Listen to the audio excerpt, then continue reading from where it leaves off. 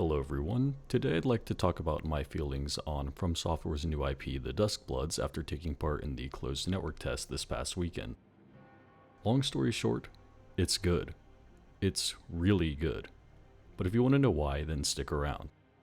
If you've seen any of my videos before, you probably see me as just a Deltarune theorist, but long before I was a fan of Deltarune, Undertale, or Toby Fox in general, I was a fan of Hidetaka Miyazaki and the games he and the teams at From Software have made, and they're still all some of my absolute favorite games to this day. When the trailer for the Duskbloods hit during the April 2nd, 2025 Nintendo Direct, I was excited but not crying for joy. You see, despite the multiplayer elements baked into games like Dark Souls, Bloodborne, or Elden Ring, I've enjoyed and seen these games as primarily single-player experiences. That's part of their appeal for me. I'm not really an online live service game person. The only one I ever really got invested in was Destiny 1 way back in the day. Rest in peace, you were too beautiful for this world. No, that's not to say I don't engage with the multiplayer aspects of these games. I always play online, I enjoy being invaded, and I enjoy invading from time to time as well.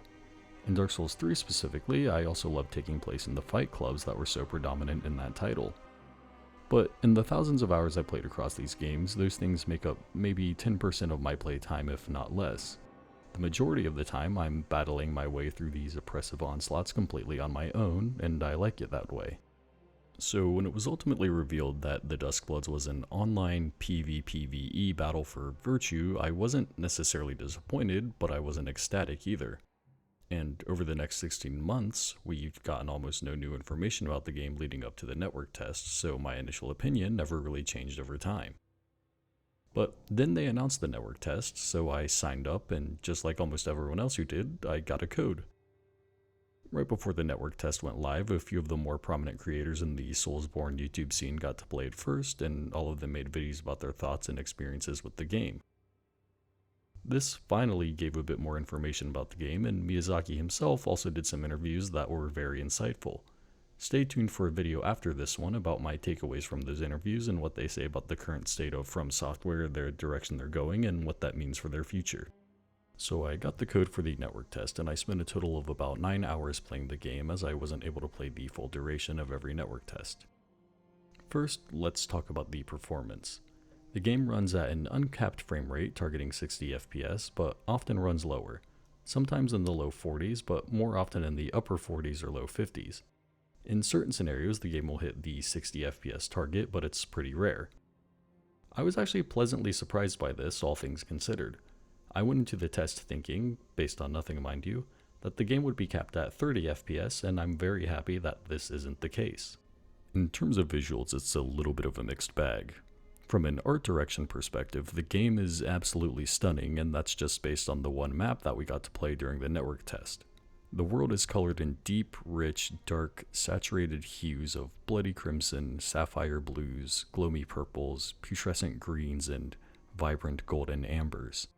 The architectural design and layout of the city and its surrounding areas in the map we got to play are exceptional, even for FromSoft standards, which are exceedingly high in this regard. That said, because the game is running on the Switch 2, the visuals are ultimately held back a bit by the resolution the game has to be set to in order to run well on the console. Not so much that the game looks bad by any stretch of the imagination, but I couldn't help but think to myself how good the game would look if everything was at full resolution running on my PC. Bouncing off of that, I think this would be a good place to talk about the game's level design. As stated before, we only had access to one map during the network test, but we know there will be more in the full release. 3 on launch and likely more as time goes on. But to be honest, that one map was all we needed. In terms of level design, this is truly one of the best maps they've ever made. It feels less like a single legacy dungeon from Dark Souls or Elden Ring and more like an entire chunk out of the map from Shadow of the Erdtree. They've taken every good thing about the maps from the Souls titles, Bloodborne, Sekiro, Elden Ring, and Shadow of the Erdtree, stripped away any negative traits any of those maps may have had, and what remains is the perfect culmination of everything they've learned and perfected about designing levels in these games. You have the great castle architecture-driven legacy dungeon feel that the Souls games did so well, with the great city design and layouts that appeared in Bloodborne, the snappy movement-focused traversal of Sekiro, the dense forests, wide fields, putrid sewers, and yawning caves of Elden Ring, and the almost incomprehensible verticality of Shadow of the Erdtree. To say I was blown away by this map is an understatement, and again, that was just one map. The fact that we get 2 more when the game launches just fills me with indescribable joy.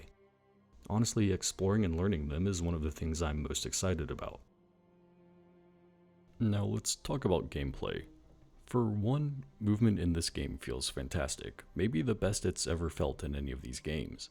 Your character has quite a bit at their disposal in terms of how to get around. Your standard walking speed is quite slow, but you can hold A while you move to dash, and this doesn't cost stamina, at least not in combat. The A button is also your dodge, which for most characters is a dash similar to Bloodborne. Unlike Bloodborne though, you don't have a backstep, rather you will simply dash in whatever direction you point the control stick, and your character will turn and dash that way, keeping you relatively safe, and if you need to close the distance again, all you have to do is dash forward to the direction your enemy or opponent is. B is your jump, and you have some options with this jump. A standard press will give you a normal, modest jump, but if you hold it down, you can charge a jump that launches you much higher. Once in the air, you can press B 3 times for a triple jump, and you can also use A to dash while in the air, but you only get 1. When you get close to a ledge, you press B to traverse. This combination of charged jumps, triple jumps, dashes, and ledge traversals makes getting around in this game feel awesome, especially given the degree of verticality present. Once you get into a flow state with the traversal, movement specifically is genuinely a joy to a degree I haven't felt in many games outside of the Insomniac Spider-Man games. And that great feeling movement combined with the incredible level design ultimately make exploration one of the best aspects of this game. And these aren't even your only movement options. Many characters have special abilities that are useful for both combat and traversal, such as Layla's Nebra Vanishing, where she becomes a swarm of bugs and zips across the area, the Senator's Saurian form, where he transforms into a dinosaur and charges forth with boosted speed, or Zork's human missile, where he uses his jetpack to beam across the area as, well, a human missile. I really love how abilities like this are useful for both traversal and combat. Speaking of, let's talk about the combat now.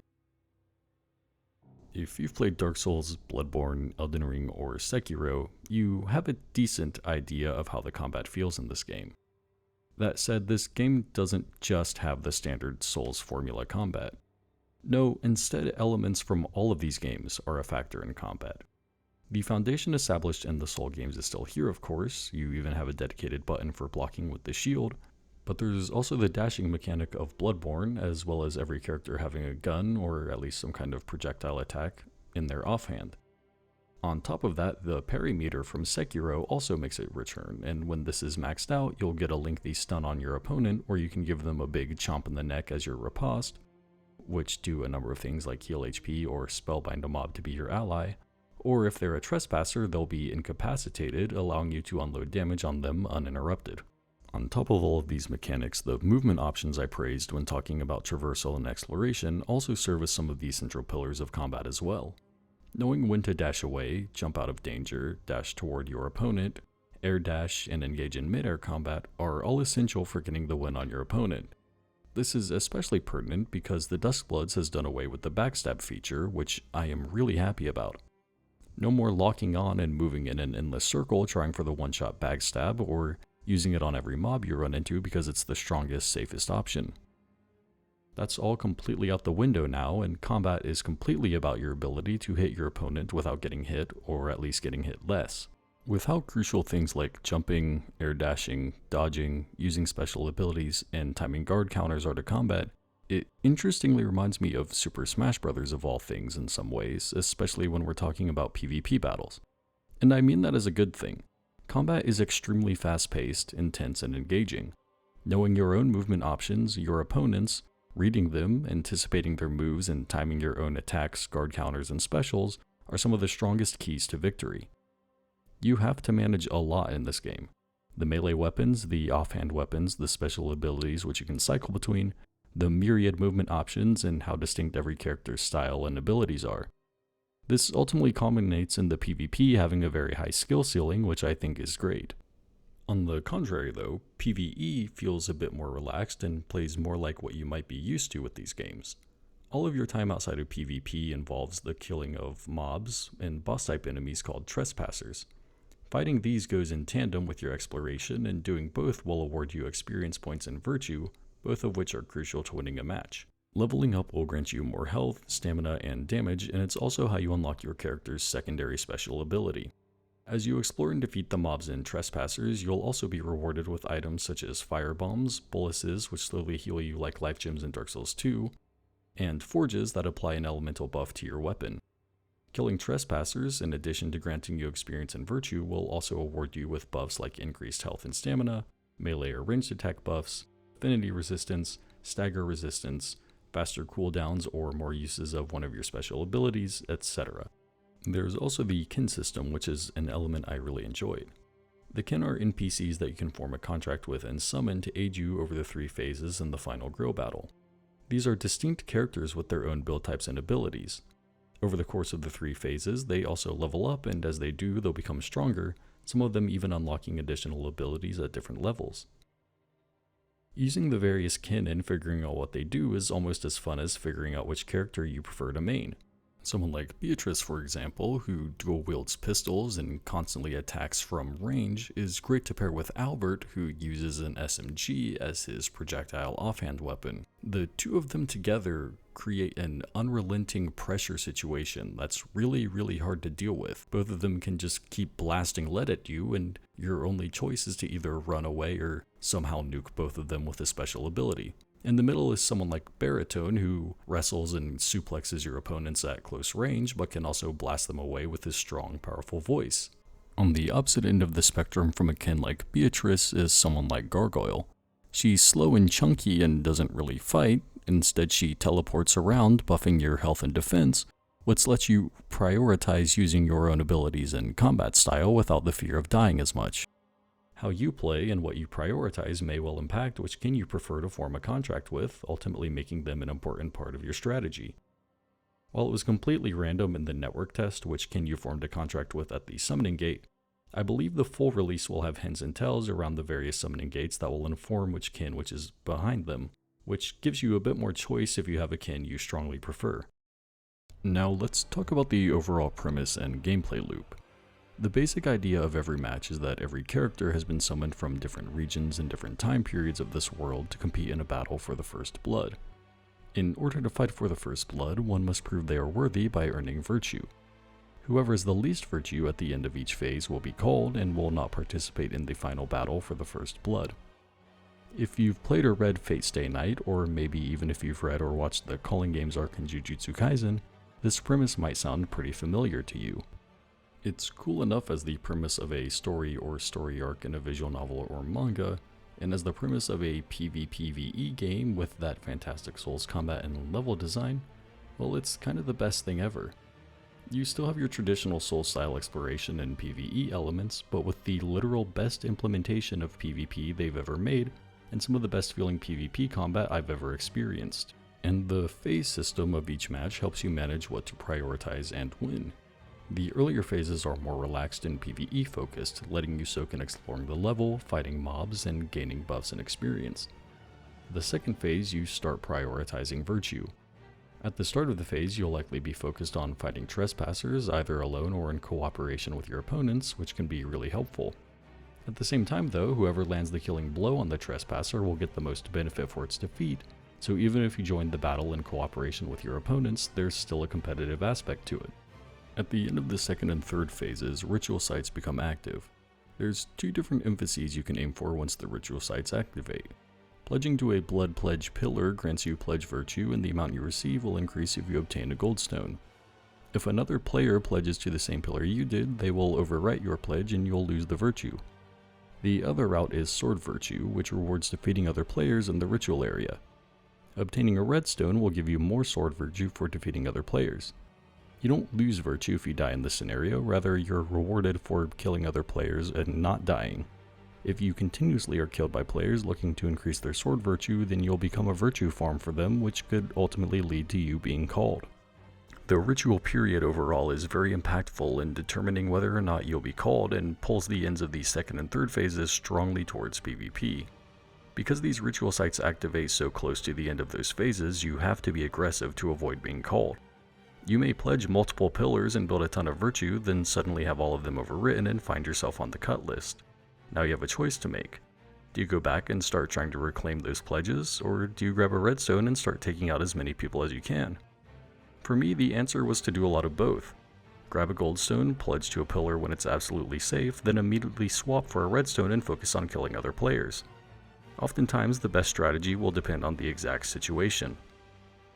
If I had one criticism of the ritual sites, it's that they activate way too close to the end of the phase. Losing even a single pillar pledge could be the end of you, and I think giving just a little more time to this phase to let people recoup lost virtue would overall help it feel less rushed. It already feels extremely chaotic, which I think is great, but allowing that chaos to play out for a longer period, in my opinion, would make it even better. That all being said, I also found engaging with the ritual stakes wasn't always an absolute necessity, and I was often rewarded for prioritizing exploration in PvE. I played and won several matches without ever entering a ritual site by amassing massive amounts of virtue from enemy mobs, trespassers, and exploration. There's many ways to earn virtue that don't involve PvP.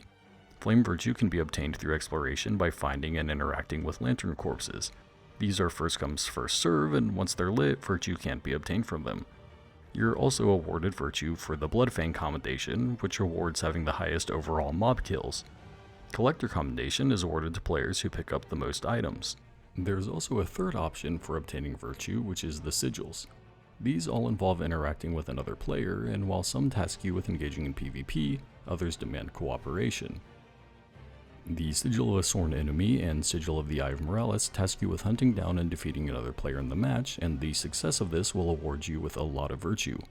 On the opposite end of that, the Sigil of an Old Friend marks another player in the lobby as someone that you should track down, petition an alliance, and reach the end of the third phase with. You'll still have to fight each other in the Grail battle, but your ability to find and form an alliance with them early will reward you with extra virtue at the end of each phase, which can help ensure that both of you survive the calling and make it to the Grail battle together. Then there's the Sigil of Love Ephemeral, which is a unique social-based sigil that tasks you with tracking down another player who is marked as your lost love. If you find them, you must use the Give Flowers emote to propose to them, and if they accept, you'll become reacquainted lovers and will get bonus virtue at the end of each phase you've survived together. It's similar to the Sigil of an Old Friend mechanically, but the way it functions is unique to its character, the Senator, and is an extension of his unique story and lore. That's how all of the sigils for the characters are, and I really appreciate the thought and attention to detail that went into the sigil system. Making each one unique and tied to its respective character's story and motives is just another layer of care and intention that I don't think you would find if this game was made by anyone but Miyazaki and the team he helms at FromSoft. Overall, the game strikes a really great balance between PvP and PvE elements. I think the people who are more scared of PvP will be able to find success by prioritizing the PvE elements and vice versa. Players who focus on PvP do extremely well, and their skills, if they're high enough, will ultimately play a huge role in their ability to win the Grail battle. That said, making your character and kin strong enough with levels and buffs is also massively important, so prioritizing PvE is almost equal in benefit, and will be even more so in the full release of the game, where the final Grail battle won't always be a PvP last man standing battle, but a battle against a boss enemy that you must survive and defeat. Miyazaki has also confirmed that you'll be able to make character builds that can, quote, allow you to choose to aim for that kind of battle. It's unclear exactly how that will work, but I think it's safe to say that people who prefer a more PvE focused experience will still be able to have a great time with this game, despite the slight skew towards PvP in the game as a whole. Many of the people who play these games are also greatly drawn to the stories that can be uncovered and told through lore by exploring, collecting items, and reading their descriptions, talking to NPCs, etc. For those that think this game isn't for them because that's what they love most about the other games, good news, that's still an aspect of this game. While a lot of these elements weren't available in the network test build we played, there was enough baked in to already get me interested in each character's story. I already touched on this a bit by discussing the sigils and how they're unique to each character, and I love how they exist both as a means to enhance each character's story and identity while also being consequential to gameplay. Each character's passive skills and Bloodsworn skills also have unique descriptions that inform us about the characters and hint to things like their pasts, where they come from, what happened to them, and what their motivations are. I don't want to get too detailed as this isn't a lore video, but I assure you that everything I read and learned about these characters is every bit as interesting and compelling as is usual in these games, and that's not even the full degree of story we'll get for these characters. In an interview with Automaton West, Miyazaki states, quote, "While the game is certainly fun even if you play purely to win, we also place importance on aspects such as playing a character and enjoying the spontaneous drama that arises during battle. Events and the role system in particular bring this aspect out strongly. I think there can be a certain amount of drama in the passive role that gets assigned to you unexpectedly. There are also situations where if you happen to establish a role through a particular combination, a special line of dialogue will play, and you'll obtain a fragment of a new story. The game's hub has a second floor where several NPCs reside, and talking to them advances the story. You can also obtain items through online play and use them to customize your Bloodsworn, while fragmented storytelling is also conveyed through item descriptions and other means. These elements don't necessarily require you to win in online matches, so you can initially set aside the goal of winning and simply enjoy progressing the story and developing your characters." End quote. Between everything I've discussed so far and the aspects of the game that weren't available in the network test, but that Miyazaki has said will be in the full release, it's safe to say that I am completely sold on this game. I just can't get over how well designed and fun to explore and traverse levels are, the amazing balance between the PvP and PvE elements, the fantastic fast-paced, movement-focused combat, the variety of gameplay elements like the sigils, passive roles, and spontaneous events that occur during each phase, the unique traits of each character and their abilities, and how well integrated their personal stories and traits are to their build and playstyle. And on top of that, the things Miyazaki has said will be in the full release but weren't available in the network test, like character customization, which also further our insights into their personal stories, and NPCs who will show up in the hub and trigger cutscenes that will advance the story, plus more characters and maps that we couldn't even play during the network test. What we will ultimately have is an experience truly unlike anything I've ever played. It's like every aspect of the game feeds into another, ultimately creating a game with a loop that satisfies every want and a need I could have for an online-focused FromSoft game. To say I'm excited would be an understatement. Every day waiting for either the next network test or the full release feels like agony. But I can wait because I already know that it will be so worth it. And that's the end of this video. Thank you for watching. If you liked it, consider liking it and subscribing to my channel, and let me know your thoughts about the Duskbloods in the comments. Love it? Hate it? Still not sure how to feel? Let me know. I also have a membership option if you'd like to support me, which will grant you access to my private Discord server and member-exclusive chat icons and emojis for streams. With that said, have a nice day, and I'll see you in the next one. Bye.